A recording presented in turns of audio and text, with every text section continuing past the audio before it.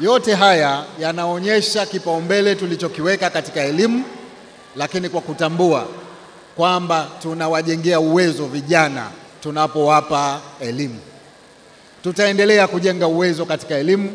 Kama nyinyi nyote ni mashahidi jinsi tunavyojenga skuli za msingi, skuli za sekondari, tunavipa uwezo zaidi vyuo vyetu vikuu ili tuweze kuhakikisha kwamba vijana wanapata elimu bora, bila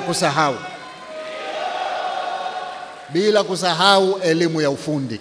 Tutaendelea kuvijenga vyuo vya elimu ya amali katika mikoa yote na wilaya zote ili vijana wetu wanaokosa kuendelea katika ile elimu rasmi waweze kupata elimu ya ufundi.